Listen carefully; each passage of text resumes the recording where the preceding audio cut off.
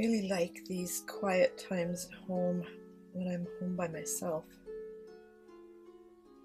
which sometimes seem to come at kind of a premium. I seem to be able to just think more easily and clearly when I'm alone, because other people talking is really distracting. Even having someone else present, I find distracting because I just never know when I'll be interrupted. So when it's really quiet and I can work on something without interruption, it really suits me. I started this painting because I was in Vienna in January, and I went to Cece's apartment. She was the Queen of Austria for, I guess, most of her life, all her life. She had her own apartment. I don't know how that worked. I don't remember the details. I was inspired by the furniture and the brocades and the patterns because I love pattern. I like to create pattern, and I really notice pattern. A few years ago, I was in Paris with my sister, and we had been to Saint-Germain-des-Prés Église, which is a big church, and all the pillars and everything are covered with patterns. It's just beautiful. So one day we were tootling down the Seine on a boat, and I mentioned something about patterns. I love patterns, and she said, "Yeah, I noticed that." Anyway, I was kind of intrigued by the pattern on the chair, and I found a reference photo. I thought I would kind of create my own with my own colors, and it's not really perfect. The drawing isn't really perfect, and that's okay with me. Tricky to have just the right amount of water on my brush because the color is more intense or less intense depending. If there's too much water, then it runs over my lines, this is a pretty tiny pattern, but I think it will be cute. I love little vignettes of everyday things like chairs and teacups and towels on a clothesline, that sort of thing. Those everyday things that aren't fancy but have a beauty all their own, like aprons. I've never been much of an apron wearer when I cook or work because I'm pretty neat with those things. But I recently bought an apron with a toile print on it, and I just love it. And I think one of the things I love most about it is just seeing it hang on a hook. I hung it on a hook in my other studio space, which is a separate room from this corner. But I find doing this so it's more than relaxing, it's soothing. And for some reason, just painting in the spaces is more relaxing than working a composition, because I'm not trying to create the picture as I go. I'll put it that way. I'm just trying to finish what's already here. I also love really small watercolors. So in my shop, you'll find a few of those. I'm gradually working on getting them in there, but I love them. I love a small watercolor, just a single item rather than a statement. Well, I guess it kind of makes a statement. So if it's a shirt hanging on a peg, that kind of says something, and I like things that have a bit of a story to them. So even if it's a book on a table by a cup of tea or something like that, I find that kind of charming because it's like someone was here. Like someone just set down their teacup and put down the book and will be back soon. So with the mention of tea, I'm going to have another drink of mine. This is a cinnamon spice with, I will admit, heavy cream in it because I happen to have some. And my husband drinks coffee all the time, and he likes to have his half and half cream on hand all the time. So he only had a little bit left, so I didn't want to use his last little spoonful because he'll probably want to have another coffee when he gets back in. I thought, well, you know what? I don't have anything against having whipping cream in tea.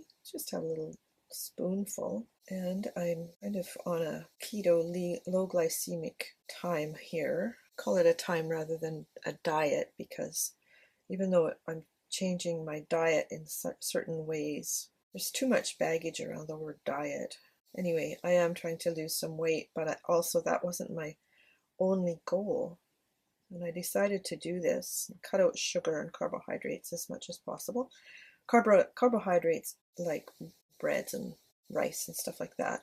I'm eating vegetables and fruit, low glycemic fruit. If you don't know what that means, it's low sugar response, basically, that your body has. Anyway, what I found is some things that were bothering me just quit. Like I was having trouble with my feet hurting, and they stopped hurting. And my sister said she did the same thing. We went to Europe together, so in January we went to Paris and Vienna and Slovakia to see her daughter. And then we came back to Paris for another day, and we both agreed we both needed to lose some weight. We were both getting a little pudgy. Christmas will do that. I talked to her or texted with her not long ago, and she said she basically has been doing the same kind of food changes I made. I think she's probably a little stricter than I am because I just don't want to be that strict. But she said the arthritis in her hands stopped hurting. That's really important. It's a nice side effect. I don't have arthritis, so I wouldn't say that it's doing anything in that regard for me. And I don't think I will ever have it, to be honest. That you don't really have to have arthritis. I think it's one of those things that's sold to us. It's like, you're going to get old, you're going to get arthritis. I was in a health food store one day and overheard this woman say to the staff member, "Oh, my doctor said I have arthritis and blah, blah, blah. I should get something or other." She said, "The doctor said everybody over 60 gets arthritis." I thought, you've been sold a lie, and you believed it. Anyway, I interjected and said, I don't believe that's true. My parents are both in their 80s and they don't have arthritis. So it's not really true that everybody has to have it. Well, she didn't want to be corrected, so I just went on my way. But you know what? You get what you believe you're going to get, good or bad. If you believe life is miserable, is one thing after another, well, you'll probably get that because you're open to it.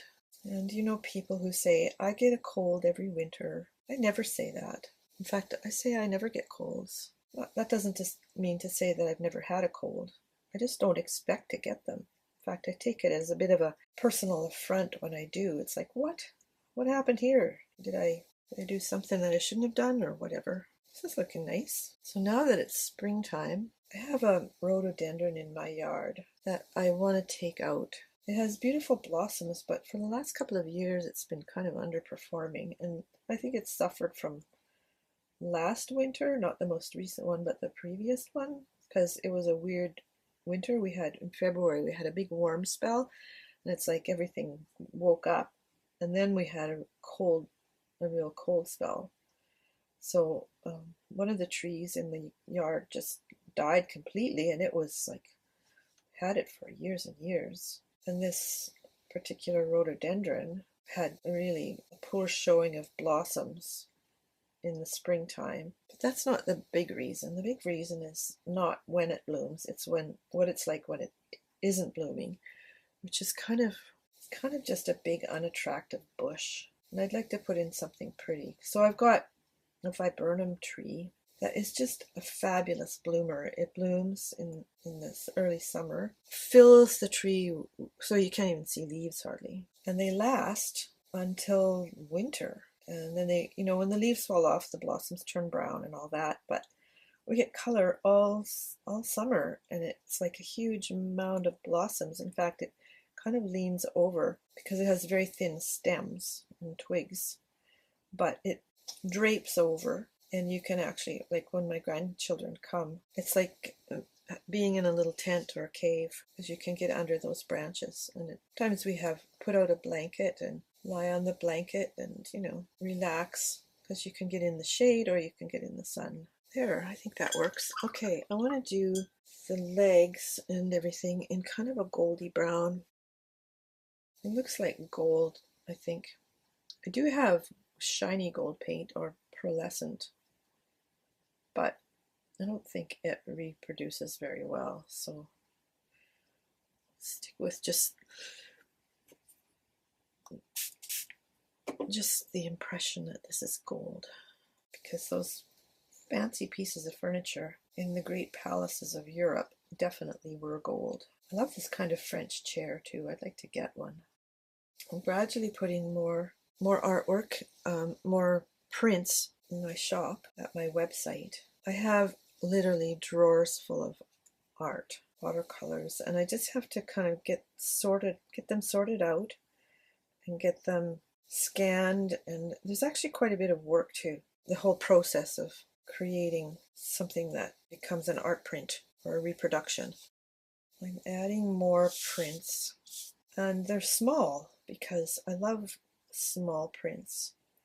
I love a little picture that you can put on a little easel on a table. So I think what I'm going to do is mostly 8x10s with the subject kind of in the middle. That way, if you want a smaller frame so that you can put it on a shelf or in a tiny spot in a tiny corner or on a bedside table or anything like that, that it can be trimmed down to 6x8 or 5x7 or whatever works for your frame. So I'll have those in my website soon. I'm working on them this week and kind of ongoing because I have a lot of them. So my shop at wendydewarhughes.com will be a go-to place because with these little prints you can also make cards out of them. So I might even make them like in groups of a few or pairs or whatever. I don't know. Let me know in the comments if you'd like to have little packs that you can make cards out of. I realize that sometimes my voice kind of fades off. It's because I find talking requires a lot of energy. I'm not a natural talker. I'm more of a thinker and a writer. And sometimes when I'm talking and working, I forget to not let my voice go quieter. And I already have a quiet voice, I know that. There. Is that beautiful? I love it. I love it.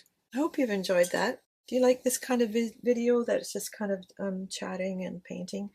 Please subscribe to my channel and click the little bell. I really love your comments, and I'll see you next time.